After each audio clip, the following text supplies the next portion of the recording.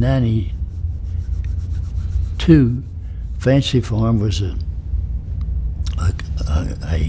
Catholic farm community out south of here, and they had a little credit union.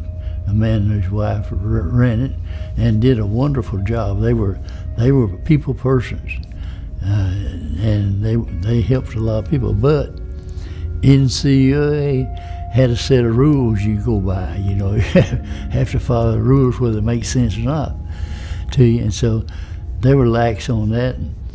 And Alan Carter was the director of the 3rd District, which is southeast part of the United States. He called me one day, and I'd had some experiences with his men, examiners, and he said, I want you to tutor out there. And that's not easy to do when you're tutoring volunteers, you know.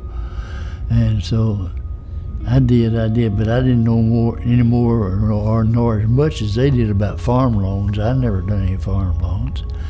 But we got along okay for a while, and then finally he said, I want you to get on that board of directors. And I said, I can't get on there. I can't even belong to the credit union. I'm not in that field of membership. You know, the field of membership limits who you serve. At the time, it seemed like extraordinary. We were in Washington, D.C. at a NCUA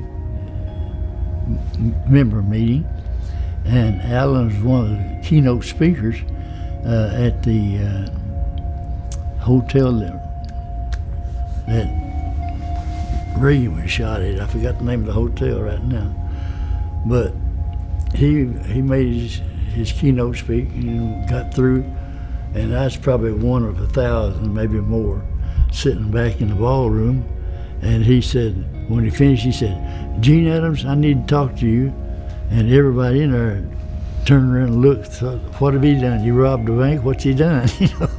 And I did too. I wondered, what in the world? Well, he assured me that day that I was on that board of directors. He arranged it. And there was a scheme behind all of that. He wanted that credit union to consolidate with our credit union. So that worked out. When they want something, they usually get it. And Alan was kind of over Fancy Farm in a way. He wasn't branch manager, but I had him to hire a guy he knew that was just retired from Third National Bank in Nashville to come up here and run the credit union. And he did, and we finally closed Fancy Farm and built a new building in Mayfield and made it part of the community. So it was successful.